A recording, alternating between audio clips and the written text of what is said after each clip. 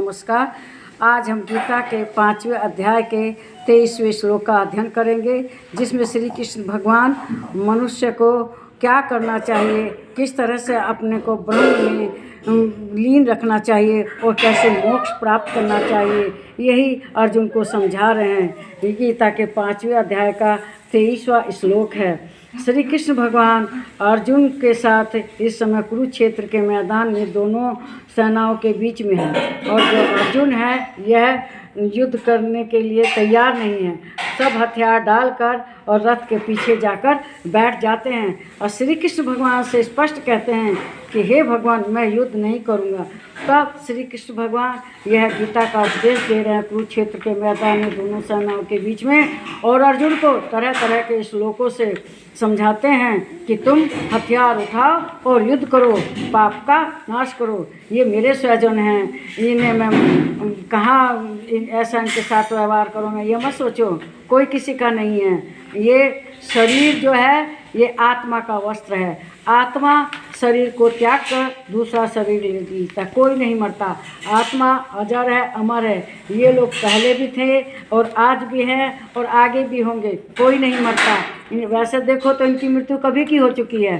तुम नहीं मारोगे तब भी, अगर तुम जीतोगे तो स्वर्ग भोगोगे, अगर हारोगे तो इस धरती पर वीर गति को प्राप्त होकर भी और हारने पे भी। तो क्योंकि युद्ध के मैदान में जो लड़ता है उसको कभी भी आदमी ये नहीं मानता कि हार गया चाहे जीत गया। युद्ध करना क्षत्रिय का धर्म है। अपने कर्तव्य को का पालन करो। हे अर्जुन, अस्त्र उठाओ, शस्त्र उठाओ और युद्ध करो, इसी में ही तुम्हारा कर्तव्य का पालन है, तुम क्षत्रिय हो। तो यही श्री कृष्ण भगवान अब इस 23वें श्लोक में कह रहे हैं अध्याय 5 के कि सक्रोति हे वैसोढ़ुम प्राक् शरीर मोक्षणात् काम क्रोधोद्भवम वेगम व्यायुक्त सुखी नर। कहते हैं कि कौन नर सुखी है? तो वे बताते हैं जो साधक इस मनुष्य शरीर में शरीर का नाश होने से पहले ही काम क्रोध से उत्पन्न होने वाले वेग को सहन करने में समर्थ हो जाता है, वही पुरुष योगी है और वही सुखी है। काम क्रोध का वेग, इसको कौन सहन करेगा? जो साधे सन्यासी होगा। कौन है ऐसा जिनकर इन वेगों पर असर ना? क्रोध होते ही आदमी लगता है जैसे प्रलय कर देगा, है ना। तो अपने जीते जी इन पर क्रोध पर सब पे नियंत्रण कर ले, वह जो योगी है, साधु है, सन्यासी है, वह सुखी हो जाता है। योगी जो है वह हमेशा अपनी आत्मा से जुड़ा रहता है, और जब वह आत्मा से जुड़ा रहता है तो इस संसार के जो आवेश हैं, जो भी क्रियाएं हैं, उनका असर उसके ऊपर नहीं पड़ता, क्योंकि वो तो भगवान से जुड़ गया है। उसका जो अहंकार भाव है वह समाप्त हो जाता है। जो स्थायी भाव है, जो शरीर के अंदर स्थायी खुशी चल रही है आत्मा के अंदर, वह उसको हमेशा महसूस करता है।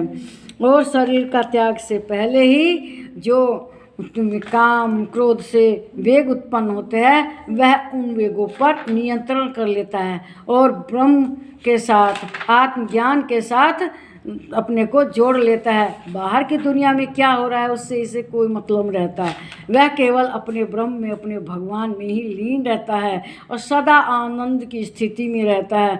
और जो बाहर की दुनिया से लिपटा रहता है, जो काम इंद्रियों के विषय हैं उनसे जो लगाव रखता है, उनमें आसक्त रहता है, वह हमेशा दुख भोगता है। इसीलिए आदमी को भगवान में ही हमेशा लीन रहना चाहिए। जैसे चुंगम चबाते रहते हैं, क्या होता है? चबाते चबाते मुखी तो दुखता है, जो उसे थूक देता है वह सुखी रहता है। और उसको झूठों में चबाता रहता है तो उसके मुंह में दर्द के अलावा और कुछ नहीं होता। ये स्थिति इस सांसारिक सुखों के है, जो कि हम अपनी इंद्रियों के द्वारा सुख भोगते हैं। इसीलिए हमें ये दुख देने वाली, पीड़ा देने वाली काम क्रोध की कामना को त्याग देना चाहिए। इन पर हमें विजय प्राप्त करनी चाहिए। इस वीडियो को लाइक कीजिए, शेयर कीजिए, इस पर कमेंट कीजिए। प्लीज़ मेरे चैनल को सब्सक्राइब कीजिए। कीजिए। नमस्कार मेरे प्यारे भाइयों बहनों और मेरे प्यारे बच्चों। देखिए, जो भी आपके विचार हमारे विचारों से भिन्न हैं उनको कमेंट बॉक्स में ज़रूर लिखिए। नमस्कार। देखो ढोलक, देखो ढोलक, गोल गोल ढोलक, गोल गोल।